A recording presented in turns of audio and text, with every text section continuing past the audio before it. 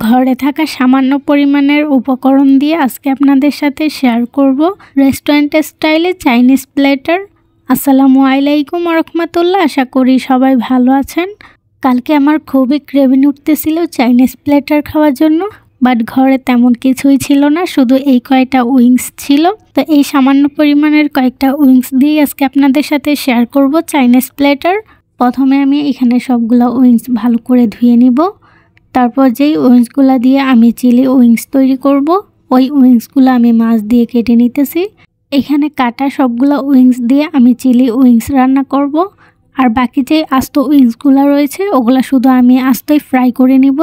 তো এখন সবগুলো উইংস একত্রেই আমি মশলা মাখিয়ে নিব। তো প্রথমেই দিয়ে দিব 1 চা চামচ আদা রসুন বাটা, আদা রসুনটা একসাথেই বাটা, 1/2 চা চামচ জিরা বাটা, স্বাদ মতন লবণ, 1/2 চা চামচ কালো গোলমরিচের গুঁড়ো, তবে আপনারা সাদাটাও ব্যবহার করতে পারেন, 1/2 চা চামচ ধনিয়ার গুঁড়ো, 1 চা চামচ মরিচের গুঁড়ো। মরিচটা আপনাদের স্বাদ অনুযায়ী দিয়ে দিবেন, যেহেতু এখানে কালো গোলমরিচও দেওয়া হয়েছে। তারপর দিয়ে দিব সাদা ভিনেগার কিংবা সিরকা 1 চা চামচ, তবে ভিনেগারের পরিবর্তে লেবুর রসও ব্যবহার করতে পারেন। দিয়ে দিব 2 চা চামচ সয়া সস, আর 2 চা চামচ দিয়ে দিব কর্নফ্লাওয়ার। একটা ডিম ফাটিয়ে সাদা অংশটা দিয়ে দিব, কুসুমের অংশটা আমি উঠিয়ে রেখে দিব। পুরো ডিমটা দিলে এখানে উইংসের মধ্যে পানির পরিমাণটা বেশি হয়ে যাবে। এখন আমি উইংসগুলো ভালো করে মেখে নিব।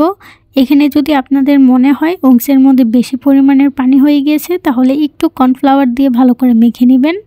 উইংসটা মেখে ম্যারিনেট হওয়ার জন্য রেখে দিব। আর এদিকে আমরা ফ্রাইড রাইসটা রান্না করে নিব। এখানে আমি একটা প্যানের মধ্যে বেশ খানিকটা পানি বসিয়ে দিয়েছি। পানিটা যখন বলক হয়ে আসবে, এর মধ্যে আমি দিয়ে দিব 1 চা চামচ লবণ আর কিছুটা সয়াবিন তেল। তারপর এখানে আমি দিয়ে দিব আগে থেকেই ধুয়ে রাখা 1 কাপ চিনি গুঁড়া চাউল। চিনি গুঁড়া চাউলটা এখানে আমি আগে থেকেই ধুয়ে ছাঁকনির মধ্যে উঠিয়ে রেখে দিয়েছিলাম। তবে আপনারা কিন্তু এই ফ্রাইড রাইসটা সাধারণ ভাত দিয়েও তৈরি করতে পারেন, বাট আজকে আমি চিনি গুঁড়া চাউল দিয়ে ফ্রাইড রাইসটা রান্না করতেছি। এখন আমি চিনি গুঁড়া চাউলটা এই পানির মধ্যে 90% রান্না করে নিব। 90% রান্না হয়ে গেলে একটা ছাঁকনির মধ্যে এই ভাতটা আমি ঢেলে নিব। ভাতটা ছাঁকনির মধ্যে ভালো করে ছেঁকে তারপর চলে যাব আমার ফ্রাইড রাইসটা রান্না করার জন্য। এখানে একটা প্যানের মধ্যে দিয়ে দিয়েছি 1 চা চামচ রসুন কুচি, পরিমাণ অনুযায়ী নর্মাল সয়াবিন তেল। এখন আমি তেলের মধ্যে রসুনটা একটু ভেজে নিব। রসুনটা যখন একটু কালার হয়ে আসবে, তখন এর মধ্যে আমি দিয়ে দিব ম্যারিনেট করে রাখা চিকেন। এই চিকেনটার মধ্যে শুধু একটু মরিচ, কালো গোলমরিচের গুঁড়ো এবং সয়া সস দিয়ে মেখে নিয়েছিলাম। যদি আপনারা মাংস না দিতে চান, তাহলে এখানে আপনারা একটা ডিম ব্যবহার করতে পারেন। এখন আমি মাংসটা 2 থেকে 3 মিনিটের জন্য রান্না করে নিব। এই মাংসের মধ্যে অতিরিক্ত কোনো পানি দেওয়ার প্রয়োজন নাই, কারণ এই মাংস থেকেই যতটুকু পানি উঠবে তা দিয়েই মাংসটা সিদ্ধ হয়ে যাবে। তারপর এখানে আমি দিয়ে দিলাম গাজর কুচি 1/2 কাপের মতো। এখানে আপনাদের পছন্দ অনুযায়ী সবজি দিতে পারেন, তবে আমার কাছে কোনো ধরনের সবজিই ছিল না, শুধু গাজরটা ছাড়া, যার কারণে এখানে শুধু আমি গাজরটাই ব্যবহার করলাম। আর উইংসটা ম্যারিনেট করার সময় ডিমের কুসুমটা যেটা রয়ে গেছে ওইটা আমি এখানে দিয়ে দিলাম, কারণ এটা ওয়েস্ট করে কোনো লাভ নেই। গাজরটা একটু সতে করে নিব, গাজরটা বেশি ভাজার প্রয়োজন নাই। তারপর এখানে দিয়ে দিব 2 চা চামচ সয়া সস। গাজরের সাথে সয়া সসটা ভালো করে মিক্স করে তারপর এখানে দিয়ে দিব সিদ্ধ করে রাখা চিনি গুঁড়া ভাত। ভাতটা এখন মশলার সাথে ভালো করে মিক্স করে নিব। মিক্স করা হয়ে গেলে এখানে আমি দিয়ে দিব কয়েকটা কাঁচামরিচ কুচি, স্বাদ মতন লবণ এবং স্বাদ মতন কালো গোলমরিচের গুঁড়ো।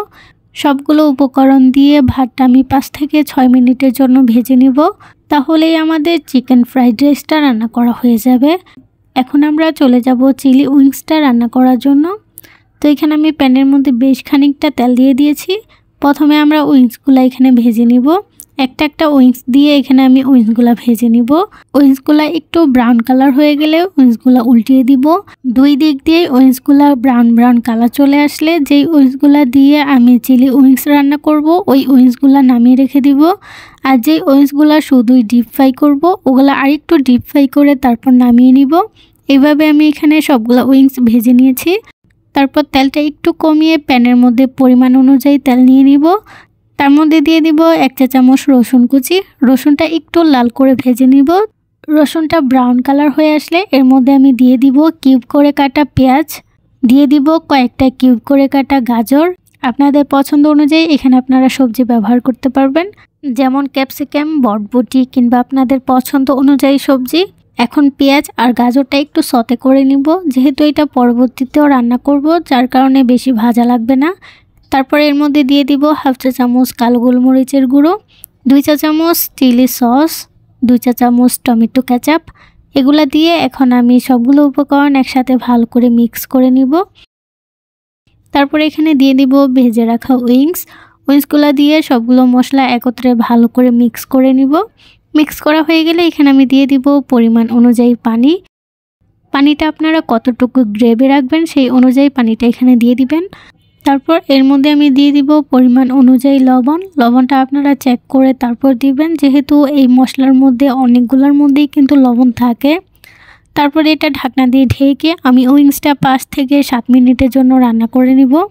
উইংসটা রান্না করা হয়ে গেলে এর মধ্যে আমি দিয়ে দিব কয়েকটা কাঁচামরিচ কুচি, আর অন্য একটা আলাদা বাটির মধ্যে 1 চা চামচ কর্নফ্লাওয়ার নিয়েছি। এই কর্নফ্লাওয়ারটা একটু পানি দিয়ে গুলে এই উইংসের মধ্যে দিয়ে দিব। কর্নফ্লাওয়ারের এই মিশ্রণটা উইংসের মধ্যে দেওয়ার সাথে সাথেই কিন্তু নেড়ে দিবেন, নয়তো দলা পাকিয়ে যেতে পারে। আর কর্নফ্লাওয়ারটা দেওয়ার পরেই দেখবেন গ্রেভিটা কিন্তু অনেকটাই ঠিক হয়ে আসবে। এখন আমি এই চিলি উইংসটা আরও 2 থেকে 3 মিনিটের মতন রান্না করে নিব, তাহলেই আমাদের তৈরি হয়ে যাবে চিলি উইংস রেসিপি। একে একে আমাদের চাইনিজ প্লেটারের সবগুলা চাইনিজই তৈরি করা হয়ে গিয়েছে। এখন আমি সবগুলা চাইনিজ প্লেটের মধ্যে সাজিয়ে নিব। আর এটা দেখতেই কতটা লোভনীয় লাগতেছে তা আপনারা দেখতেই পাচ্ছেন। এটা কিন্তু খেতে অনেক মজা, রেস্টুরেন্টের থেকেও বেশি মজা হয়। অবশ্যই বাড়িতে ট্রাই করে দেখতে পারেন। আর আমার ভিডিওটা কেমন হয়েছে অবশ্যই কমেন্টে জানাবেন। ভিডিওটা ভালো লাগলে অবশ্যই আমার চ্যানেলের সাথে থাকবেন, আমার চ্যানেলটা সাবস্ক্রাইব করে পাশে রাখা বেল আইকনটা বাজিয়ে রাখবেন। তো আজকের জন্য বিদায়, সবাই ভালো থাকবেন, সুস্থ থাকবেন, আল্লাহ হাফেজ।